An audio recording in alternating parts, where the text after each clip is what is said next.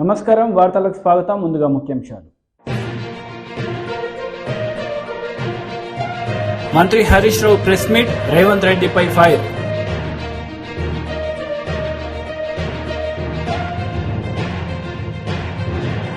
మీ కుటుంబాన్ని అభివృద్ధి చేసే శక్తి మీ చేతికే ఇస్తున్నా నారా చంద్రబాబు నాయుడు.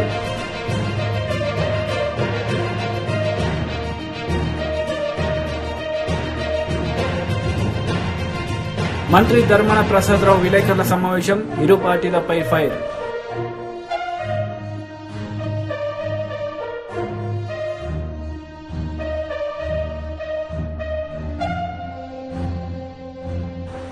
పలు అభివృద్ధి కార్యక్రమాలకు శంకుస్థాపన చేసిన మంత్రి కేటీఆర్.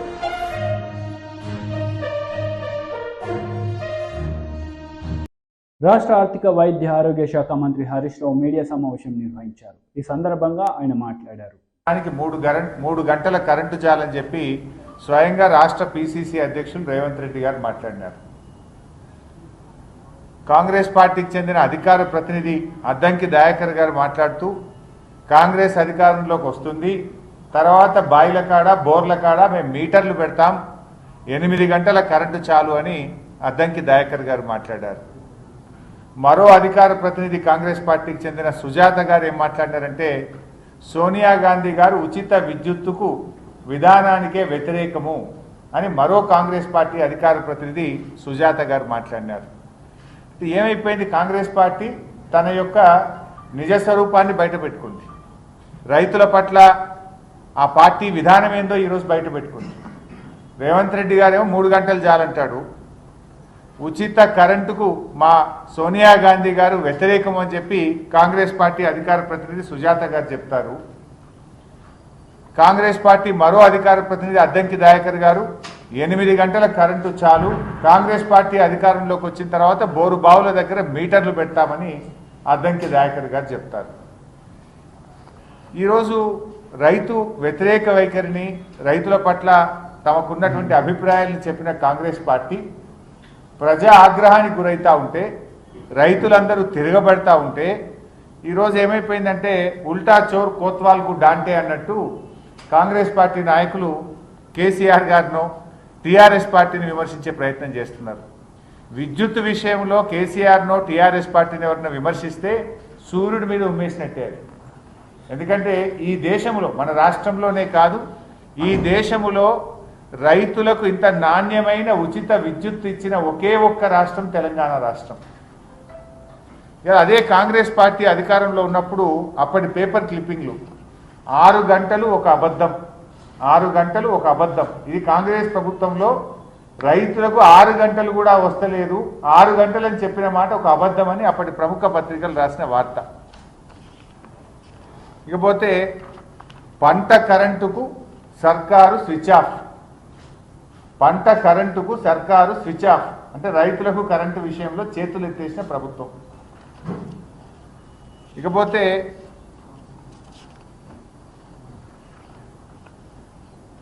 చేలకు చీకట్లు, చేలకు చీకట్లు అంటే ఇప్పటికే వ్యవసాయానికి విచ్చలవిడిగా కోతలు, కొన్ని ప్రాంతాల్లో మొత్తానికే సరఫరా ఆగిపోతుంది. రైతులకు కేవలం 4-5 గంటల కరెంటే వస్తుంది, వ్యవసాయానికి 4-5 గంటల కరెంటే వస్తుంది. ఎప్పుడు ఇది కాంగ్రెస్ ప్రభుత్వం 10 ఏళ్ళు ఈ రాష్ట్రాన్ని పరిపాలించినప్పుడు రైతులకు కేవలం 4-5 గంటల కరెంటే వస్తుంది. ఇకపోతే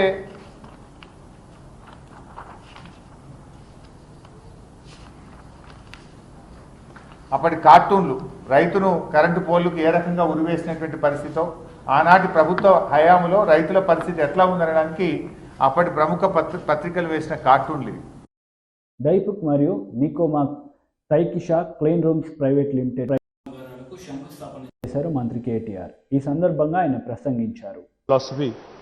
If you're able to give that confidence to your investors or to your people that their tomorrow is going to be better than today in your leadership, then I think you'll certainly succeed in life. My compliments to you on teaching us something truly important. And Japan is a country that I've always admired. Not now, but in fact, for a very long time, each and every time I've visited Japan, I've come back with admiration, respect, and a lot of lot of learnings. ప్రతిసారి జపాన్కి వెళ్ళిన ప్రతిసారి ఎన్నో కొత్త అంశాలు నేర్చుకునేదానికి మనకు కనబడుతూ ఉంటాయి. బాగా నచ్చిన అంశం ఏంటంటే, మీకు అందరికీ అర్థం కావాలని తెలుగులో మాట్లాడుతున్నాను. What I really admire about Japan is the fact that this is a country that has almost negligible natural resources. You know, this is a country which is 12.7 crore people. It's a massive, about 12 points, I think about 127 million people, and very limited natural resources. It is very, very limited in terms of inhabitable area, you know, because the natural terrain is very inhospitable for human habitation. There are tsunamis, there are earthquakes, there are many challenges which nature has imposed on Japan. And let us also remember that Japan was the only country on the planet which actually had to endure a nuclear attack in Hiroshima and Nagasaki. But the way they bounced back from that, despite not having natural resources, despite not having precious commodities like land and many other things that typically the rest of the world is endowed with or bestowed with, despite the fact that they had to endure a nuclear attack, the way they bounced back after 1950s and the way they have actually become a force to reckon with in terms of their economic might. Today, CG, let me tell you this. Any household in India that you can go to, if you look around in their drawing room, you'll certainly find a Japanese product. It could be a Sony television. It could be, you know, I remember those days when I was growing up, when I was a kid, we used to have these Walkmans, you know, that used to come in all the way from Japan. The Sony Walkmans again. You have Panasonic, you have Mitsubishi, you have Toyota, you have Honda. I mean, the list is long. The kind of products Japan has been able to come out with, the kind of world-class impression that they've been able to make with their quality is something that we all can learn from. I'm sure Daifuku and Nikomak also will become the leaders in their respective spaces in India. I'm delighted that Srinivas Garu has chosen Telangana despite having options, like he said. I'm delighted also that you have chosen to partner with the ITI in Vikarabad. నేను ఇక్కడికి వచ్చిన తర్వాత రెండు కంపెనీస్ని కూడా అడిగింది ఏంటి అంటే, మీరు 575 కోట్ల పెట్టుబడి పెడుతున్నారు, దాదాపు 1600 నుంచి 2000 మంది. బీజేపీ బూర నరసయ్య గౌడ్ ప్రెస్ మీట్ నిర్వహించారు. ఈ సందర్భంగా పలు అంశాలపై ఆయన మాట్లాడారు. మళ్ళీ నియోజకవర్గానికి 300 కోట్లు ఇస్తాడంట, 300 మందికే ఇస్తాడంట. ఇది నిరంతర ప్రక్రియ అంట. అంటే ఈ లెక్కన అందరికీ లక్ష భిక్షం వేస్తే దాదాపు 200-300 సంవత్సరాలు అవుతుందేమో. ఆయన మా కొడుకు తర్వాత మనవడు, మనవడు తర్వాత ముది మనవడు, ముది మనవడు తర్వాత ముది మనవడు, వాళ్ళందరూ రాజ్యం వెళ్ళా కూడా ఈ లక్ష భిక్ష ప్రోగ్రాం అమలు కాదు. ఈ సందర్భంగా నేను డిమాండ్ చేస్తున్నాను, ప్రశ్నిస్తున్నాను. ఇక మాకు ముచ్చట ముగ్గురు బీసీ మంత్రులు ఉన్నారు,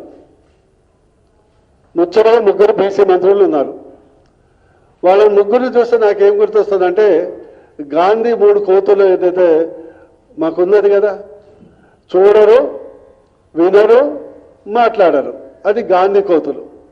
ఇక్కడ 3 కేసీఆర్ కోతులు. బీసీల సమస్యలు వినరు, బీసీల సమస్యలు మాట్లాడరు, బీసీల సమస్యలు చూడరు. ఇవి కేసీఆర్ కోతులు. డబ్బా కొట్టమంటే మాత్రం 17 మంత్రుల్లో వీళ్ళే ఫస్ట్ ఉంటారు. ఒకళ్ళేమో కేసీఆర్ దేవుడు అంటాడు, ఓడేమో కేసీఆర్ అవినవ జ్యోతిరావు ఫూలే అంటారు. డబ్బా కొట్టడానికి కూడా కనీసం మాకు ఆర్బీసీ డబ్ల్యూసీ ఉండాలి కదా, చీము రక్తం ఉండాలి కదా. డబ్బా కొట్టడానికి కూడా ఏదైనా చేస్తే డబ్బా కొట్టవచ్చు, చెయ్య ముందుకే డబ్బా కొడతావు.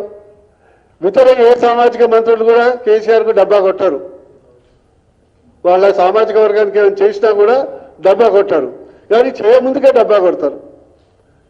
ఈ దిక్కుమాలిన కోతలు మాకు వాళ్ళకేంటంటే కేసీఆర్ని చూస్తూనే కేసీఆర్ లాంగ్వేజ్ చెప్పాలంటే లాగులు పాయింట్లు అన్నీ తడుస్తాయి.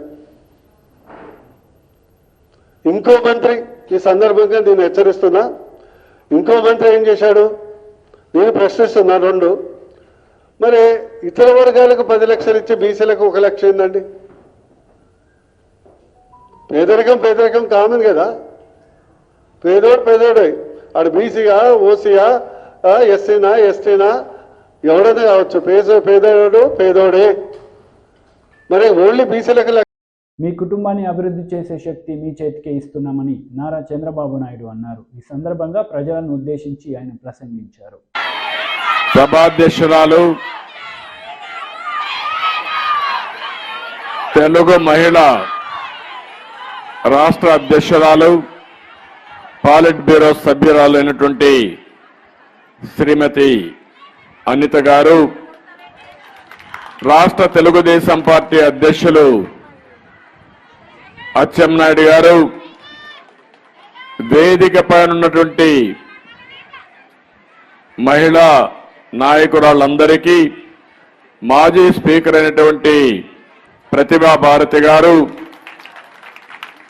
గౌరవనీయురాలు నన్నపనేని రాజకుమారి గారు, ఇంకా చాలా మంది అందరి పేర్లు చెప్పాలంటే చాలా సమయం పడుతుంది. అదే మాదిరిగా మాజీ మంత్రివర్యులు సుజాత గారు, అఖిలప్రియ గారు, ఇంకా చాలా మంది అందరికీ నా నమస్కారాలు. అదే సమయంలో గౌరవ శాసన మండలి సభ్యురాలు అనురాధ గారు, ఇంకా మిగిలిన వాళ్ళందరికీ నమస్కారాలు. ఈరోజు ఈ కార్యక్రమం చాలా ఫస్ట్ టైం చూస్తున్నా. మా మహిళా శక్తి అంటే ఏంటో, ఏదైతే ఒక మహాశక్తి కార్యక్రమాన్ని అనౌన్స్ చేసినప్పుడు ఈ మహాశక్తి రథసారథులుగా ముందుకు పోవడానికి ఎంతో ఉత్సాహంగా మీరు వచ్చారు. అలాంటి మహాశక్తి రథసారథులందరికీ పేరు పేరున మనస్ఫూర్తిగా నమస్కారాలు, అభినందనలు, శుభాభినందనలు. ఎప్పుడు కూడా నేను చెప్పేవాడిని నా తెలుగింటి ఆడపడుచులని. ఇప్పుడు చెప్తున్నా, నా మహాశక్తి రథసారథులందరూ వీరందరూ కూడా. దీనికి కూడా కారణం ఉంది, మీరందరూ గుర్తుపెట్టుకోవాల్సిన అవసరం ఉంది.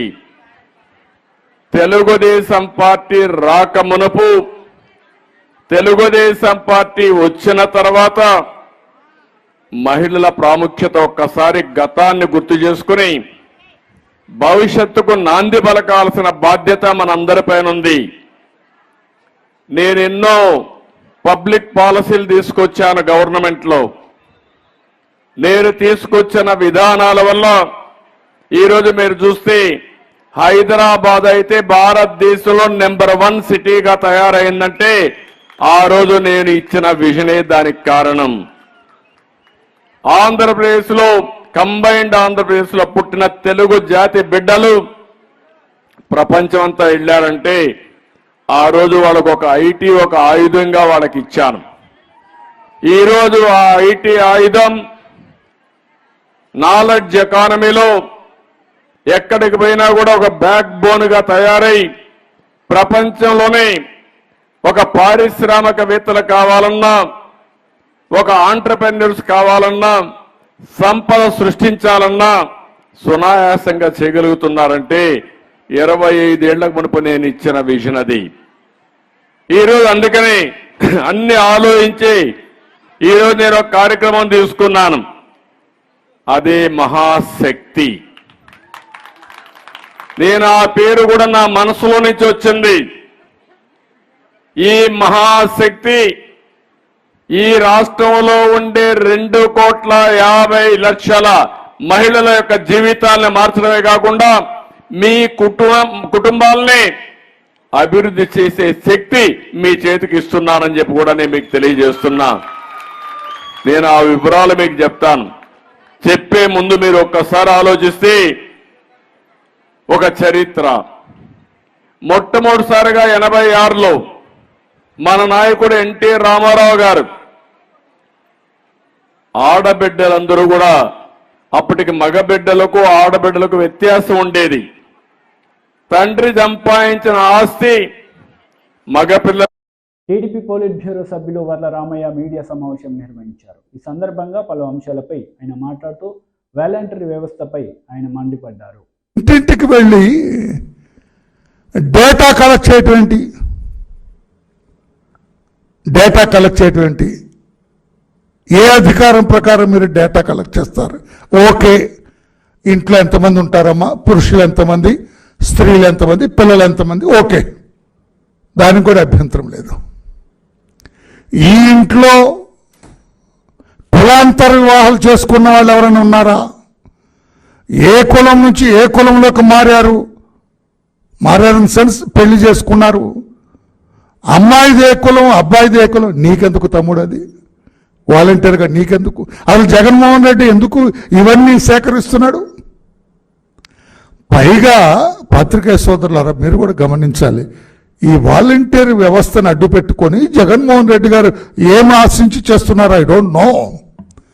కులాంతర వివాహాల గురించి జగన్మోహన్ రెడ్డి గారికి ఎందుకండి? In what way the government is connected with that?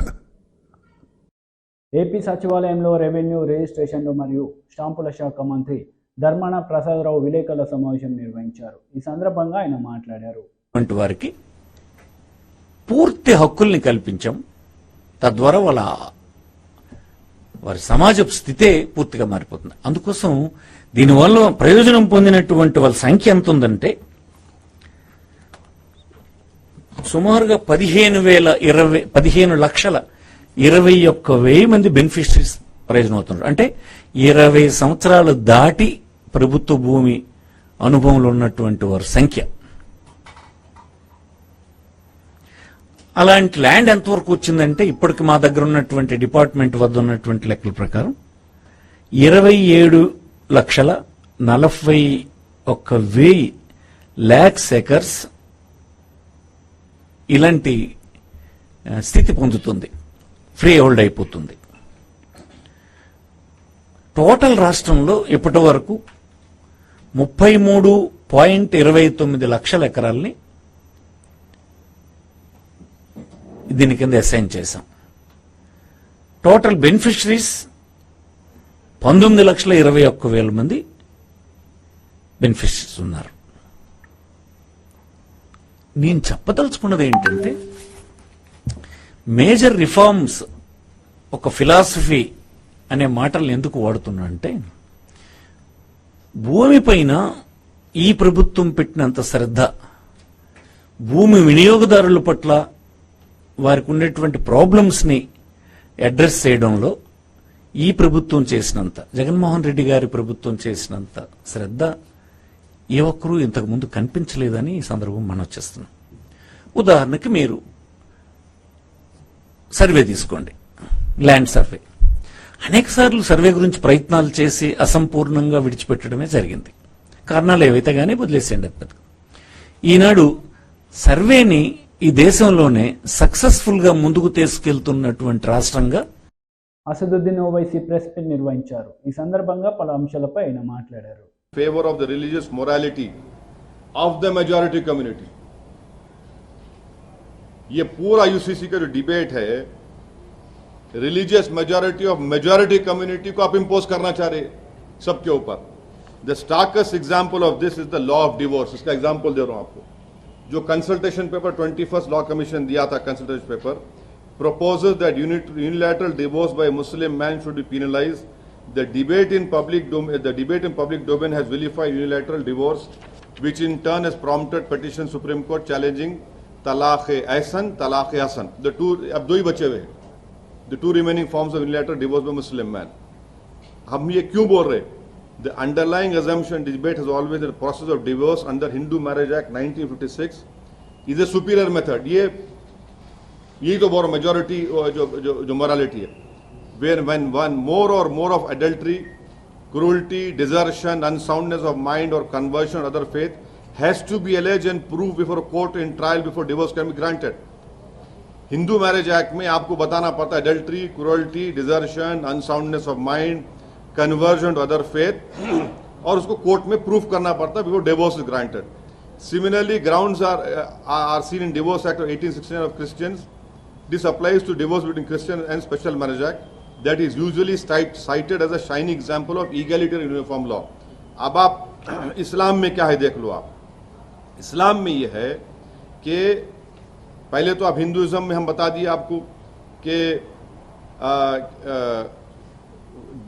for cause divorce is intrinsically linked to the religious morality of Hinduism as practiced in many parts of northern India, under which marriage is sacrament that is meant for 7 lifetimes, as well as biblical idea of marriage as a vow before God to be together till death do us apart. In this understanding of marriage, a judge sitting as arbiter of societal morality must find the existence of grave intervening circumstances which most often qualifies as sin or curse in religion before the marriage can be dissolved. This is in stark contrast to the Muslim personal law, under which the basis of divorce is the inability of spouses to live together or the choices of either of them to dissolve the marital tie and move on rather than determination of cause or arbitration of guilt. This is in consonance, ये जो Muslim personal law में जो divorce की practice है, this is in consonance with our constitutional morality that has consistently moved in direction of being pro-choice. अब कौन सा example है वो सुप्रीम कोर्ट का केस है शक्ति वाहिनी union of India 2018. Supreme court said it has been sublimely borne in mind that when two adults consensually choose each other's life partners, it is manifestation of their choice which is recognized in Article 19 and 21 of the Constitution. Such a right has the sanction of constitutional law, and once that is recognized, the said right needs to be protected, and it cannot succumb to the conception of class honor or group thinking, which is conceived on some notion that remotely does not have any legitimacy. वही बात supreme court Sherfane जहां versus Ashokan केम 2018 में कहा. तो अब इसका objective prism क्या है? The right to choose not to be with one partner is just a corollary of this right. వార్తలు ముగించే ముందు ముఖ్యాంశాలు మరోసారి. మంత్రి హరీష్ రావు ప్రెస్ మీట్, రేవంత్ రెడ్డిపై ఫైర్.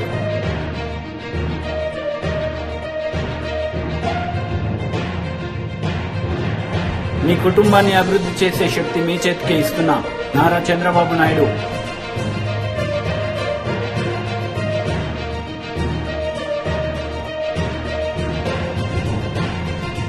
మంత్రి ధర్మాన ప్రసాదరావు విలేకరుల సమావేశం, ఇరు పార్టీలపై ఫైర్.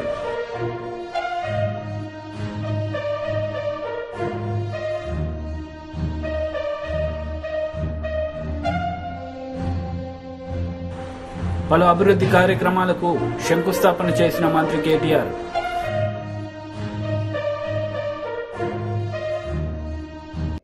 ఈ వార్తలు ఇంతటితో సమాప్తం. తిరిగి ప్రసారమయ్యే వార్తల్లో మళ్ళీ కలుద్దాం. అంతవరకు సెలవు. నమస్తే.